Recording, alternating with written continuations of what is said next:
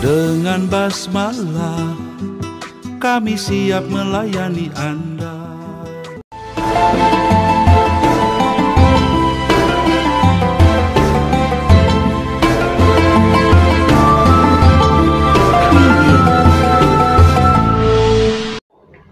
Bismillahirrahmanirrahim. Assalamualaikum warahmatullahi wabarakatuh. Alhamdulillahirabbil alamin. Wassalatu wassalamu ala asyrafil anbiya'i wal mursalin Sayyidina wa maulana Muhammadin wa ala alihi wa ashabihi ajma'in. Amma ba'du, ma'asyiral muslimin wal muslimat rahimakumullah. Abna'il a'izza, anak-anakku sekalian rahimakumullah. Semua orang berkeinginan untuk mendapatkan kebahagiaan. Dan banyak sekali orang yang menceritakan inilah sumber-sumber kebahagiaan manusia. Tentu Allah Subhanahu wa Ta'ala telah memberikan bimbingan kepada kita sekalian, apa sih sebenarnya sumber-sumber kebahagiaan manusia, atau bagaimana caranya manusia terlepas dari kesengsaraan, atau bagaimana caranya supaya manusia terbebas dari kehinaan. Anak-anakku sekalian,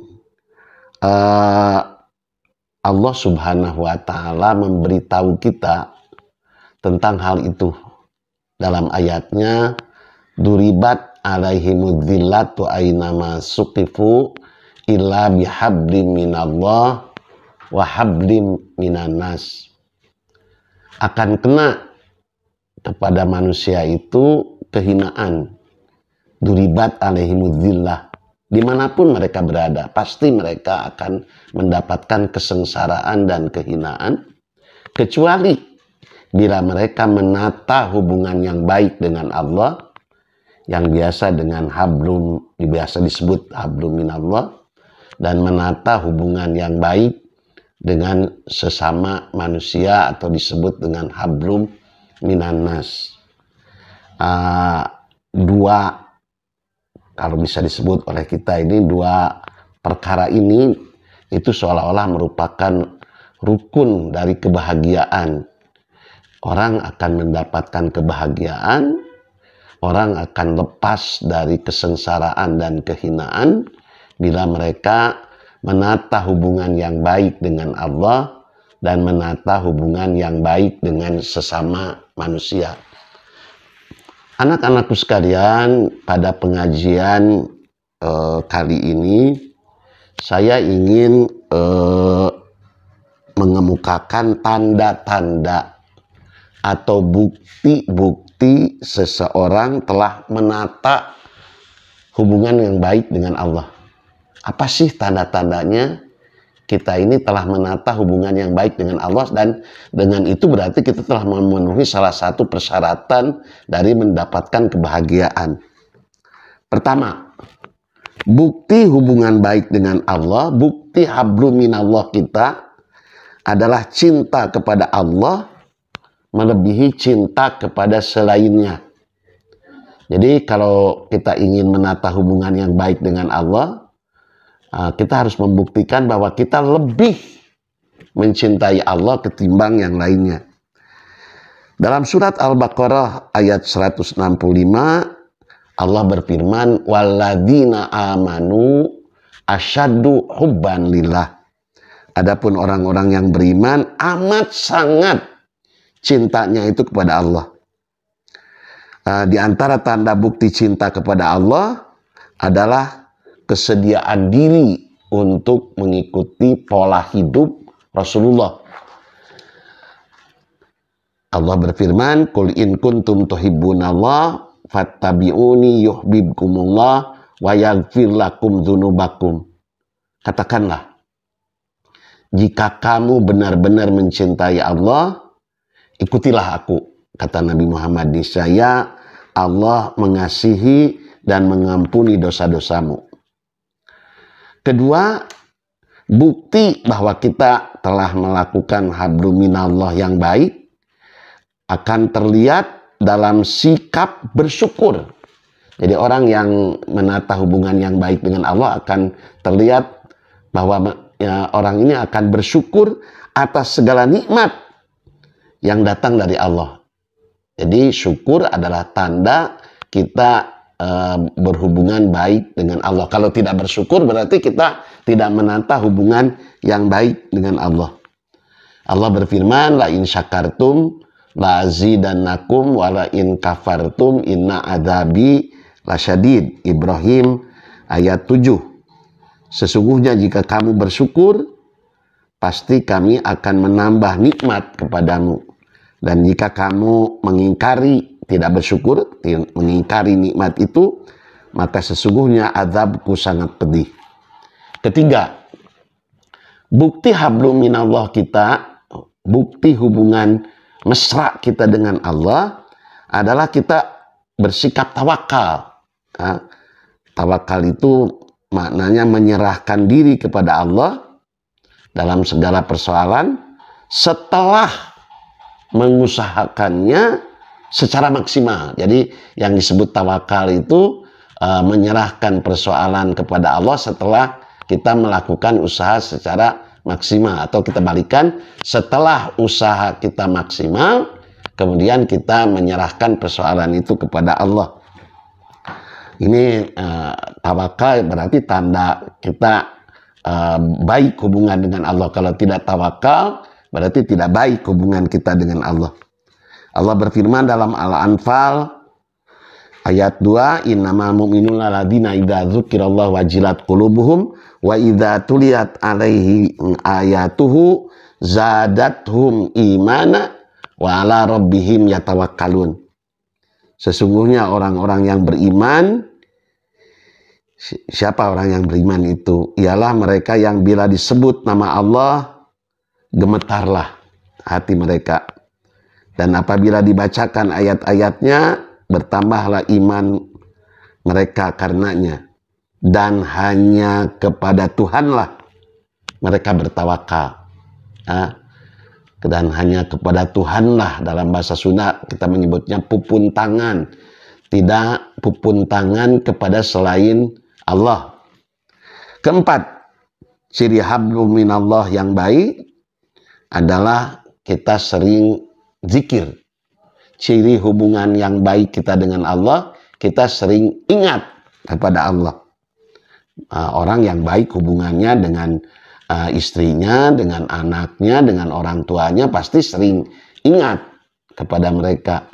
Sejauh mana keingatan mereka dengan sesuatu, sejauh itu pula kekuatan hubungan dia dengan sesuatu tersebut. Makin banyak ingatnya, berarti makin kuat hubungannya. Zikrullah adalah kondisi seseorang yang selalu sadar, ingat, eling akan Allah Subhanahu wa Ta'ala. Dan zikrullah ini, ingat, sadar, eling itu bisa dengan hatinya, bisa eling melalui lidahnya, bisa sadar melalui amal perbuatannya, bisa sadar dalam masa senangnya dan juga dalam masa sulitnya.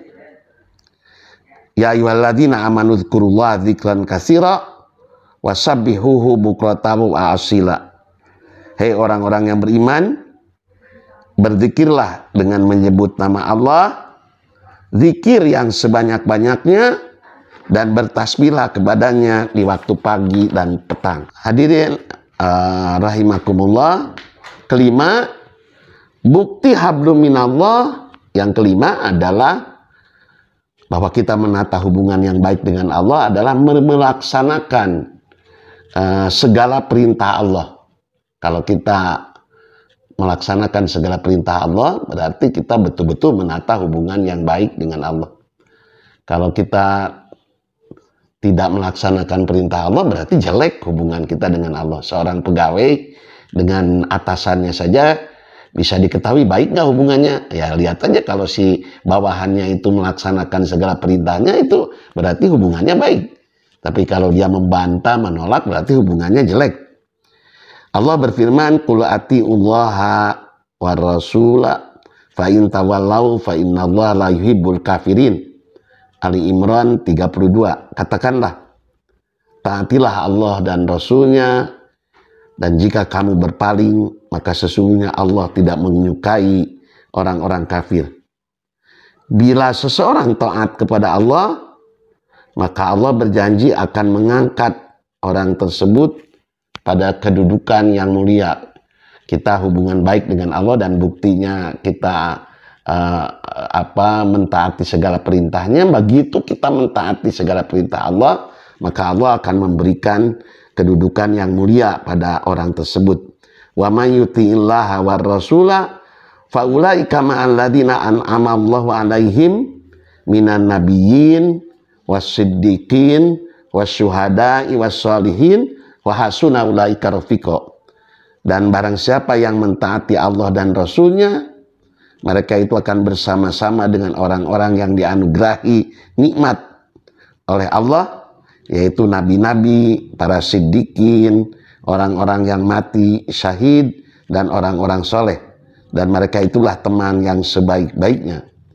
Tidak mungkin kita menjadi nabi, tidak mungkin kita menjadi siddiqin, hampir agak sulit juga kita melakukan menjadi orang-orang yang mati syahid.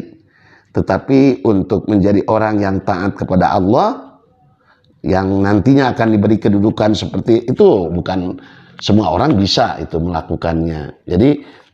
Jadi nabi tidak mungkin setiap orang, tapi menjadi orang yang disejajarkan oleh Allah seperti nabi karena dia taat kepada Allah, semua orang juga bisa.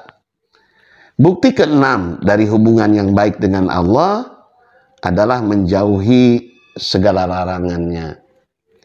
Ya, pribadi yang dekat dengan Allah pastilah akan menjauhi segala larangan Allah. Seseorang istri yang dekat dengan suaminya, cinta kepada suaminya, tentu akan menjauhi segala larangannya. Demikian pula orang yang cinta kepada Allah, baik hubungan dengan Allah, tidak mungkin dia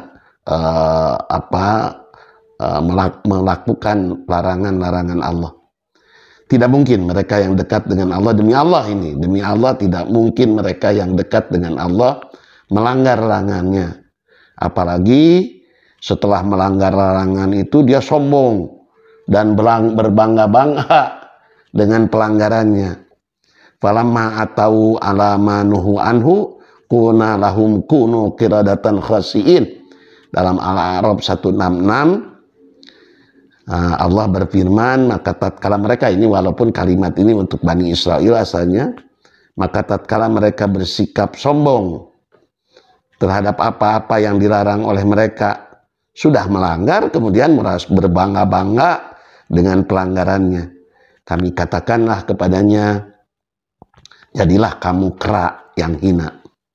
Anak-anakku dan saudara-saudaraku sekalian, dari kajian kita kembali bahwa sumber kebahagiaan manusia adalah menata hubungan yang baik dengan Allah dan menata hubungan yang baik dengan sesama manusia.